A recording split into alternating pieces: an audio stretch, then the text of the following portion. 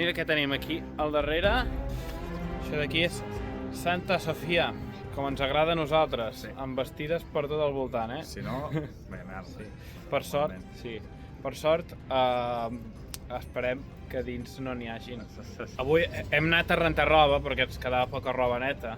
Hem anat a deixar-la i ens hem adonat que la Santa Sofia ara és una mesquita. Abans era un museu, però fa poc s'ha tornat a convertir en mesquita funcional. I la gent resa, i nosaltres mira com anem. Frescos. Les cames descobertes, per tant avui no la podrem anar a visitar perquè la roba s'està rentant. Per tant anirem a mirar altres parts. Estem al centre, hi ha molta gent i està ple de botigues, de tot. Hi ha sobretot basars així petitons que venen ceràmica, roba, samarretes, el típic. Teles, moltes Sí, teles. moltes teles i moltes pastisseries de turques. I molts també llocs de kebab, evidentment. Us hem ensenyat, tenim Santa Sofia aquí al costat i estem en el barri més cèntric, més famós d'Istanbul, on es concentra tots els monuments més emblemàtics. I aquí es troba Santa Sofia, es troben la Mesquita Blava, es troba la Basílica de Cisternes. El més emblemàtic Exacte. el tenim al costat de casa. Sí, és literalment 5 minuts hem caminat. Aviam què fotem, perquè està patada de gent. I mira que no estem a temporada alta No. de turisteo, de viatge. Ara aquesta es pot veure millor, eh? Ara que la Santa Sofia està plena d'andàmies, aquesta es veu molt més guapa.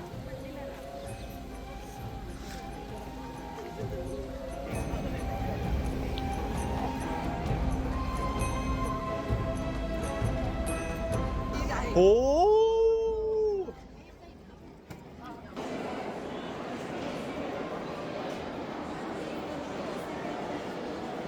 Estem a sota terra. No, hem entrat a la que se'n diu la cisterna basílica, perquè es troba just a sota, al costat de Santa Sofia, de la basílica, i és una cisterna. Aquí està tot el terra cobert d'aigua. Mireu, ple de monedes. La gent al meu aigua i tira monedes. Sí. Devia fer servir per guardar, guardar l'aigua. Sí.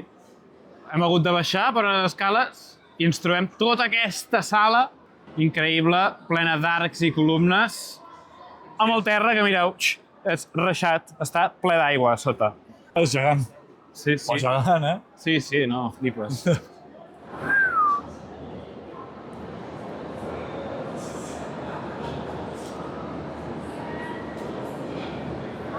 Dius que es veuen les marques de l'aigua? Sí. Les columnes? O sigui, ara discutíem si aquest lloc estava ple d'aigua fins a dalt o no. I hi ha una marca al mateix nivell a totes les columnes. Ah, sí, ja la veig, aquí. O sigui que suposo que l'aigua arribava fins aquí. Això es troba més amunt. Que nosaltres, perquè... Sí. O sigui, nosaltres ja devem estar... fets metres sobre el terra. I això ens treu... No sé si ens treu un cap, però... Sí. Està més alt que nosaltres. Hi ha un pam d'aigua Sí. en tota la... O sigui que... Sí. Aquí hi havia un punyal d'aigua. I estic segur que en altres èpoques això devia arribar més alt i tot. Ja, segur. Aquesta cisterna va ser construïda durant l'època bizantina, quan la ciutat es deia Constantinoble, i va ser molt important en aquella època. Era una ciutat tan gran i tan important que devien necessitar una d'aigua. Sí. Sí. I estàs al revés. Estàs equivocat, em marejaràs així.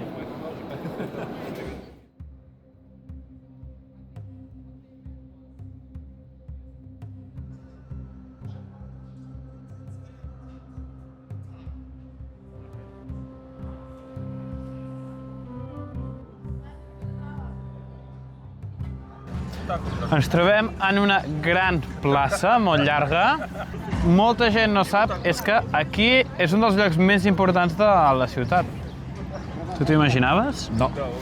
I hi havia l'hipòdrom de Constantinoble. Què és un hipòdrom? Doncs és un estadi molt allargat on s'hi fan curses de carros, de cavalls, i era l'espectacle principal durant l'època romana i bizantina d'aquí. I com la ciutat va tenir més de 1.000 anys dins l'època romana i bizantina, doncs l'hipòdrom que hi havia aquí era l'edifici més important. Penseu que ara és una plaça superllarga, però abans hi havia unes grades que anaven fins allà al final, i al mig hi havia 3 columnes, un carril que les dividia, i hi havia tot de carros que anaven donant voltes. Era superimportant aquest hipòdrom, perquè era el centre de l'espectacle, com el Coliseum a Roma, doncs aquí era l'hipòdrom. Hi havia diferents faccions, hi havia els blaus, hi havia els verds, que serien diferents equips, i també allà és on l'emperador es presentava davant el poble. Sortia l'emperador, i el poble el podia aplaudir o podia protestar. Per tant, també era un... Emperador? Sí, clar, exacte. Per tant, era un centre també polític i social. L'opinió popular i la política popular doncs, es deixava entendre i era un lloc per manifestar-se també, en certa forma. Va arribar un punt, amb el regnat de Justinià I, penseu, ja no hi havia l'imperi romà d'Occident, ja no existia, havia desaparegut. L'havien invadit les tropes germàniques. Només existia el d'Orient, aquí, l'imperi bizantí. Doncs l'emperador aquest, en Justinià, volia recuperar l'imperi romà. I què va fer? Doncs va fer tot de campanyes militars per al Mediterrani, es va gastar molts diners, va voler fer també obres públiques i, per tant, va pujar molt els impostos. La gent què va dir? Doncs aquí a l'hipòdrom la gent va començar a protestar i estava fins aquí dalt d'aquest emperador i van haver-hi una sèrie de revoltes. Van haver-hi unes revoltes per tota la ciutat, incendis, destruccions, caos.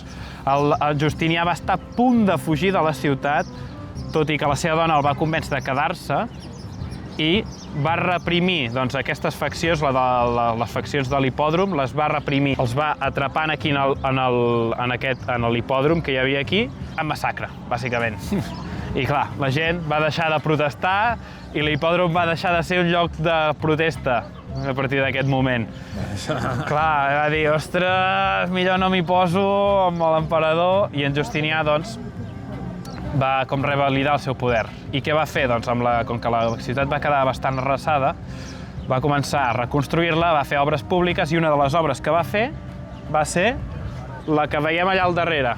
La Santa Sofia. La Santa Sofia, a la que està allà al final. Es va construir al 537, crec, més o menys, i clar, es va convertir en el centre de culte i en el centre simbòlic de la ciutat, Santa Sofia. I tot comença aquí, a l'hipòdrom. Vols fer una cursa de carros, tu ara? Anar fins allà, corre. Jo tinc el cavall estacat. No puc treure que està dormint, però... És interessant saber una mica la història, perquè a vegades això passa molt desapercebut, perquè simplement ara tu veus i és una plaça. Si l'únic que es conserva, clar, l'hipòdrom va deixar, després de Justinià, ja va deixar de tenir pes polític, i com a entreteniment, ja quan van arribar els otomans i tot això, l'hipòdrom ja estava per decaiguda, ja estava mig abandonat. O sigui, la gent cada cop el va anar utilitzant menys, es va anar utilitzant menys, i amb l'imperi otomà simplement ja quasi estava pràcticament abandonat i l'espai servia com una plaça pública. I al final totes les estructures de grades i tot això es van enderrocar, es van fer servir per fer altres construccions, i només ha quedat la plaça i 3 obeliscs, 3 columnes, que és les 3 columnes que hi havia a l'antic hipòdrom, que es poden veure encara i que encara es troben en aquesta plaça. La primera columna que trobem és aquesta d'aquí. És un obelisc egipci. Com tots els romans, els egipcis els hi robaven tots els obeliscs. Jo crec que els egipcis és la societat més robada pels romans en la història. Pobres desgraciats. Sí, els romans l'utilitzaven molt per ficar-los en places i per ficar-los sobretot a l'hipòdrom. Era típic ficar-los al mig de l'hipòdrom. Quan vam anar a Roma, al Vaticà, al mig de la plaça hi ha un obelisc. I allà, abans que hi fos el Vaticà, hi havia també un circ, un hipòdrom, que és el circ de Neró, i només es conserva també l'obelisc. Aquí passa el mateix, però n'hi ha 3 aquí. El primer és aquest, que és l'obelisc de Teodosi, perquè el va portar l'emperador Teodosi, i el va portar, evidentment, d'Egipte. Com pots veure, hi ha tot de jeroglífics. representa una mica això, la dominació d'Egipte durant època romana, i per això està aquí també. Però ho han de representar més, vull dir, joder, Sí. desgraciats. Vam anar a una plaça al costat de l'estació de Roma que també havia un obelisc allà per la cara. Ep!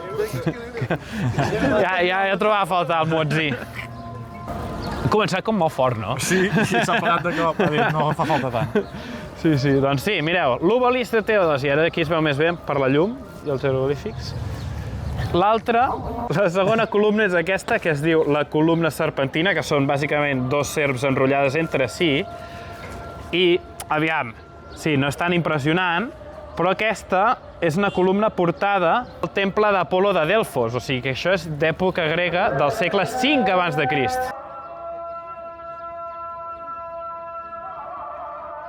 Tercer és aquest d'aquí, que veiem aquí, que és l'obelisc emmurallat, que és més senzill, i aquest ja és construcció d'època bizantina, per tant, Joder. Puto Muezzí. Això és constant, Cada 2x3 l'engeguen i se sent pels altaveus. Doncs mira, un d'Egipte, un de Grècia i un bizantí. Per tant, tenir-ne aquests tres també representa una mica la continuïtat que va tenir aquest imperi, no? Representa una mica la llarga història que va tenir i estava tot concentrat a l'hipòdrom. Anar a veure carros i anar a criticar o si et queia bé l'emperador, doncs aplaudir-lo. I si et queia malament amb algun, et matava. Sí. O sigui que podien criticar lo just. Exacte. I ara, quan hem acabat d'explicar això, ara el Muezzí callarà. Ja veuràs, és que és... No, per lo que solen durar normalment, jo crec que encara ens queda el rato. Sí. Se li pot fer... Palmes? Palmes al Muezzí?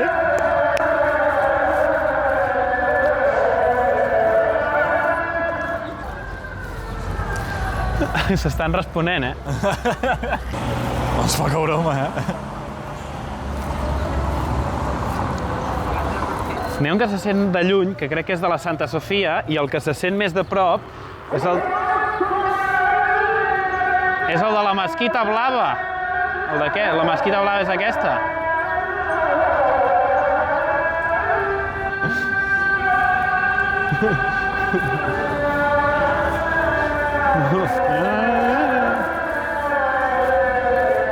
Molt bé.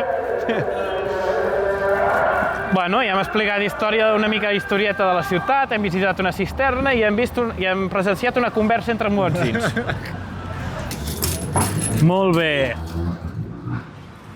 Ja hem dinat i hem anat a una botiga de postres turques. Sí. I hem acabat comprant unes quantes coses. Hem comprat això? Hem comprat això. Estava dins una caixa. Això són baklaves, que són com...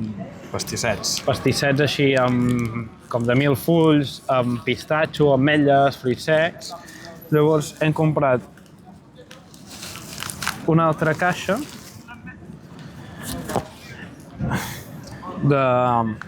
com d'una espècie de canelons. Sí, entenc que són com les xutxes tradicionals d'aquí. Sí, són com uns canelons així que hi posen xocolata o hi posen fruits secs o hi fiquen diferents coses. I ja està, ens l'han tallat en diferents parts i també el tenim aquí dins, però aquest el guardarem perquè no ens ho caldrem tot ara. I llavors també hem comprat això d'aquí. Què creieu que és això? Això d'aquí, que, mireu, són tot d'espècies. I fruites, i de tot, hi ha de tot. Que això ho fiques en una bossa i és per fer te. Però és per fer un te una mica especial. Un te d'aquells... Un te... Quan tens una cita i estàs més deprimit del que toca. Exacte. A l'etiqueta d'aquest te posava Viagra Tea. O sigui, és te de Viagra. Per pujar al màstil. Exacte. Doncs el venedor... Si coneixes una turca d'aquí una hora, què faràs? No tindràs el te. Home, necessites el te. Prova una mica. I ens ha fotut aquesta borraga. Una mica de te. Una mica de te. Collons. Tu anem preparats per tot. Hem caigut el primer dia a Turquia, havíem de caure a la tourist trap, ara ja havíem de fer de turistes. Ara ja ens guardarem això per tots els dies. Exacte. Aviam aquestes baklaves. Sí, anàvem principalment només per aquesta caixa de baklaves. Exacte. I al final, Ens hem endut. mitja botiga ens hem endut. I encara ens volien fer comprar regals. I ja se'n va, bueno, tampoc et passis, no? Vull dir, ja ens fem els tontos una miqueta ara al principi amb el menjar. I... Aviam, això. Uau! Bum, bum, Mira bum. aquesta d'aquí, s'ha d'enganxar. Ah. Moltes són de pistatxo, n'hi ha de xocolata, n'hi ha d'ametlla. Provaré la de pistatxo jo primer. Hòstia, que es desfà. Hòstia. Mira, nano.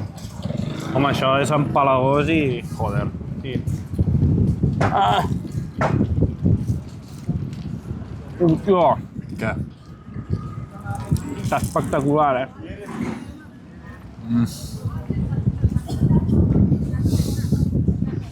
Mare meva, nano. Uau. Això sí, et deixa els dits. Porta molt sucre, suposo que és. Fos. I que podrit, però està que t'hi cagues. És una guarrada, però... A molts postres ens ha dit el tio que es fan amb mel, perquè són tan dolços, utilitzen molt la mel. No tant sucre, sinó és molt dolç perquè té molta mel. Millor que el sucre, però clar, si carregues molta mel també és igual que carregues de sucre al final. És més natural, és més bo, teòricament, però... I et deixa els dits ben pringats. A veure, ja provaré la de xoco. És aquesta? Sí. Home, sí, es nota, que és de xoco. Són gordes, també, això, és gordo,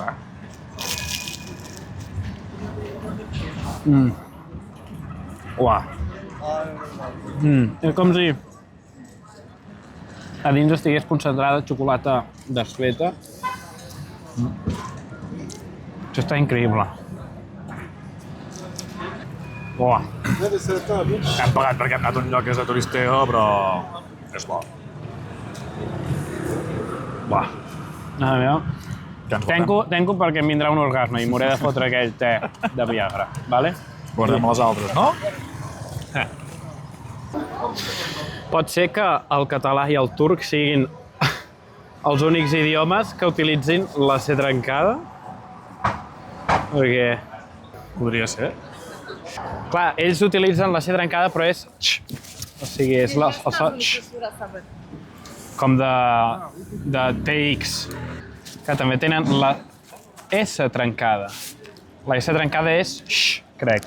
De calla't. X. Calla't-te. Clar, això diria Chamberlitas. Chamberlitas. Sí. Podria ser. Catalunya i Turquia, els únics països on pots trobar la C trencada. Ens uneix, aquesta lletra. Dale! Turquia, els nostres germans.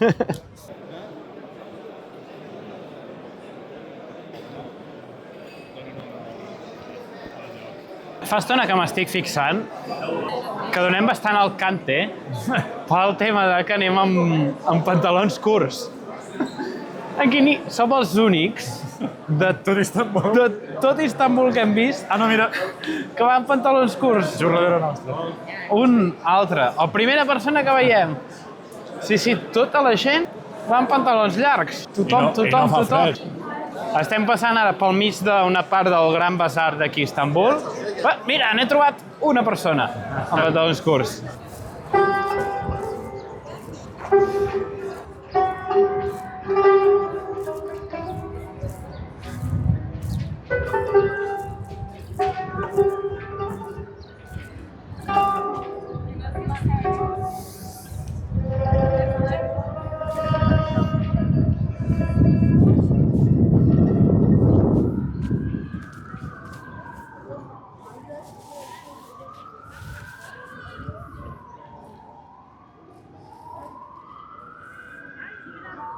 Està ple de mesquites enormes per tot Istanbul. Mira aquesta, uau!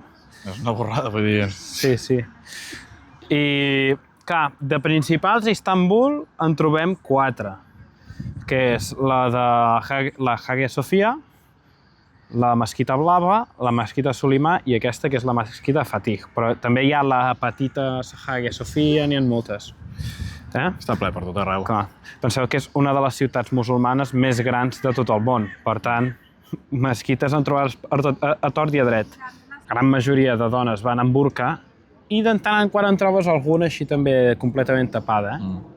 Sí, però aquí la gran majoria no porten tot l'atuendo, No, però és que jo crec que hi ha més... Porta només el mocador al cap i ja està. Jo crec que n'hi ha més que van sense mocador, sense burca i sense res, que no pas amb burca, Sí, pot ser. Bueno, No ho sé. No, em sembla que no són tan estrictes aquí amb aquest tema. no.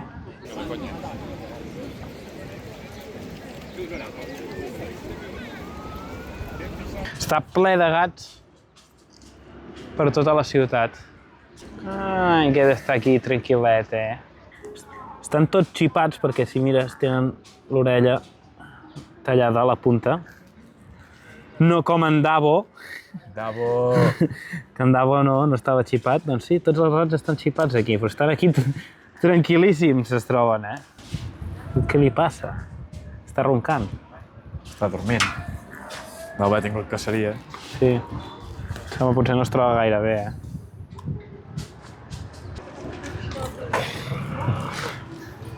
Però sort que era un gat i tenia 7 vides. És chilling.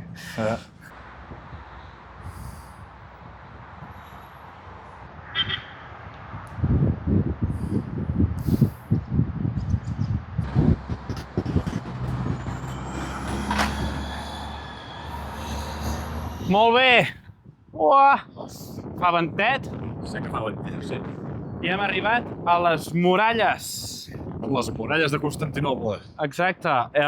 Déu-n'hi-do el que s'ha de caminar per arribar a les muralles. Això vol dir que era una gran ciutat la que estava aquí dins, Hem hagut de fer uns quants quilòmetres. Potser uns 5 quilòmetres en línia recta des de ben bé al centre, quasi a l'altra punta d'Istanbul, per arribar a on hi havia les muralles. I aquestes muralles van des d'un cantó del mar fins a l'altre.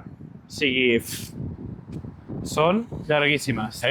Aquestes muralles van començar a construir sota el regnat de Constantí el Gran, l'emperador. Va començar a fer les muralles, en va fer unes inicials i després va arribar Teodosi II, un altre emperador romà, i les va ampliar. I per això també se li diuen les muralles de Teodosi, perquè ell va ser el qui les va ampliar i va fer realment que siguin tan grans i que protegeixin també la ciutat, perquè penseu que aquestes muralles van protegir la ciutat sota l'imperi bizantí durant més de 1000 anys.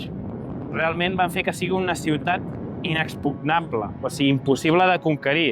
Per un cantó, al cantó de terra, tenies aquestes muralles, tenies aquesta d'aquí, el mur interior que fa uns 12 metres, potser més, amb unes quantes torres, més de 90 torres té, 5 metres de gruixut, o sigui que Déu-n'hi-do quin totxo.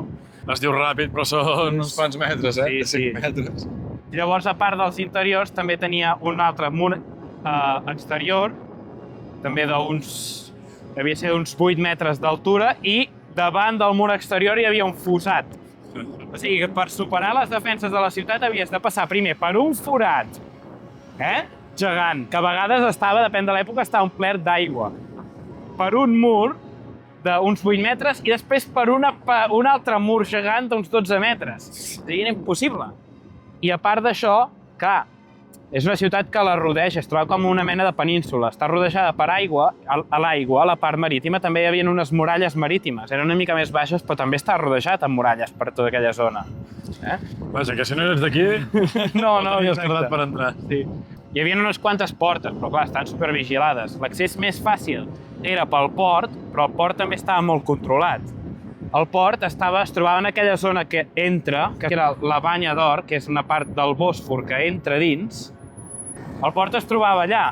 Què passa? Que estava controlat des d'una torre dins de la ciutat fins a una altra, col·locada a l'altre cantó de la Banya d'Or, a l'altre cantó de l'aigua, a la fortalesa de Gàlata, que era una fortalesa que hi havia, que també estava molt ben protegida. De punta a punta hi havia una gran cadena metàl·lica, molt forta i ben tensada perquè no hi poguessin accedir els vaixells. si tu no controlaves aquesta cadena no podies entrar en vaixells. Com he dit, això va protegir la ciutat durant 1000 anys. Només aconseguir entrar i saquejar la ciutat 2 cops. Només. Durant la història de l'Imperi Bizantí. Una va ser el 1204. Què va passar? El 1204 l'imperi estava molt debilitat, hi havia conflictes interns i la van atacar els croats, o sigui, en una creuada. Què són els croats? Són tot de cavallers i nobles de tota Europa que intenta reconquerir Terra Santa. Doncs què feien aquí? Dins de Constantinoble, un pretendent altre els va dir: us donaré diners, us donaré tropes pel que vulgueu per anar a reconquerir Terra Santa i si m'ajudeu a pujar al tro. Li van ajudar, però no va pagar el tio. Llavors, els creuats es van enfurismar i van venir aquí amb vaixells de Venècia, que tenien torres de setge molt altes, i com que dins la ciutat està super mal organitzada perquè tenien un merder a dins i unes crisis increïbles, doncs amb aquestes torres de setge van poder saltar per sobre la muralla marítima. No aquesta, sinó la marítima, amb uns vaixells amb torres, increïble, Això devia ser. Van saquejar la ciutat i llavors l'imperi bizantí va passar per uns moments de bastanta crisi, es va fragmentar, però després va tornar un altre cop al cap d'uns anys. Segona vegada i definitiva que es va aconseguir conquerir aquesta ciutat ja va ser el 1453 i van ser els otomans. Com ho van fer? Doncs van tenir bastanta feina, O sigui, l'imperi aquella època, al segle XV, ja només tenia de territori la ciutat i poc més, o sigui, ja estava en decadència total i s'estava expandint l'imperi otomà. S'havia expandit per tota Turquia i pels Balcans. I va pujar al tron de l'imperi otomà un nou sultà, que era Mehmed II, i aquest tio el que volia era controlar realment la ciutat, perquè és un punt superestratègic, comercial i molt defensiu, i també que era l'antic, la capital romana, dona una mica de prestigi aconseguir aquesta ciutat. Doncs es va marcar aquest objectiu, conquerir-la. Va construir tot de fortaleses al voltant del Bòsfor per controlar tot el comerç i tancar la ciutat, que no entressin vaixells dins el port i que la ciutat passés gana i que ningú vingués a ajudar. Igualment, els regnes d'Europa, la gran majoria no volien saber-ne res, no van ajudar a Constantinoble perquè no els interessava, van rebre ajuda una miqueta dels genovesos i d'alguns mercenaris i poc més. Per tant, hi havia molt pocs defensors, uns 8.000, 7.000, potser màxim 10.000 defensors, contra els otomans de Mehmed II, que va reunir un gran exèrcit d'uns 80.000 soldats. Clar, què passava? Tenia muralles terrestres gegants per un cantó, la cadena metàl·lica per l'altre, muralles marítimes impossibles de passar, si no és que tenies aquelles torres de Venècia. Era realment molt difícil. Doncs què va pensar el tio? Va agafar la seva flota i una miqueta més enllà del Bòsfor va fer que passessin els seus vaixells per terra. O sigui, va construir tot un camí de troncs, vernissats tots amb greix, i va fer passar els vaixells per terra, vorejant la fortalesa de Gàlata, passant durant una nit, o sigui, això ho va fer durant una nit o molt poques nits, perquè no se n'enteressin els bizantins. Els va fer passar amb saqueig fins a l'altre cantó, fins a dins del Corn d'Or, a l'altre cantó de la cadena metàl·lica. Els va poder passar. Van haver de reorganitzar les defenses, que molta part de la defensa n'és al port, i aquí, a la zona de la muralla terrestre, què va fer? Doncs no només tenia un exèrcit molt gran, sinó que també tenia uns canons gegants. O sigui, és la primera vegada que veiem en una guerra utilització d'artilleria gegant, com a estratègia principal. Tenia un canó que era de no sé quants metres, que es deia el Gran Bombarder. Tardava hores a carregar-se, però quan disparava tenia una força devastadora, era increïble. Tenia diversos canons, només aquest, i es dedicava setmanes i setmanes, hores i hores, a bombardejar les muralles. Imagina't com aguantaven les muralles, a força de canons encara aguantaven, i durant la nit l'anaven reconstruint, les muralles. 4 metres de muralla. Sí, però al final, clar, entre que aconseguir esquivar la cadena metàl·lica i anaven bombardejant, al final la ciutat no va poder aguantar i anaven pressionant i pressionant, fins que un dia es veu que van deixar una porta oberta la famosa Querca-Porta es diu. Accidentalment es va quedar oberta, van poder colar-se uns quants otomans i començar a obrir també portes des de dins. Per tant, si s'ajuntem tots aquests factors, al final van aconseguir conquerir la ciutat. Van entrar tot l'exèrcit, l'exèrcit en massa va entrar dins. I els otomans, doncs, van començar a governar la ciutat. Imagina't quanta feina van tenir per intentar conquerir-la, I sort que els bizantins ja no coneixien la tàctica del foc grec, perquè saps què és el foc grec? Sí, el foc que no s'apaga mai. Sí, això era una altra tàctica que tenien. No només tenien aquestes muralles, sinó que Constantinoble coneixia una fórmula secreta que es deia foc grec, que era un foc que el llançaven des de com uns sifons, tant des de les muralles com des dels altres barcos, els llançaven a la flota enemiga i era un foc que cremava per sobre l'aigua. Era molt inflamable. I encara no se sap la fórmula. Era una fórmula tan secreta que es va perdre amb el temps i no es coneix. Es diu que potser era petroli barrejat amb sofre, alguna cosa així. El grec va ser bastant important, però sobretot les muralles eren el que aguantaven la ciutat. Fins als otomans, Mehmed II, que diuen Mehmed el Conqueridor, va començar a governar la ciutat i llavors ja va passar a ser otomana. Ja van tenir un bon regnat, ja. Sí, exacte. Clar, penseu, l'Imperi Romà comença el 27 abans de Crist. Imperi, l'Imperi Romà. Es divideix al 395, després de Crist. I del 395 fins al 1453 passen més de 1000 anys. I tot gràcies a això, gràcies a la posició on es troba aquesta ciutat i gràcies també a les defenses que té. Aquesta increïble muralla.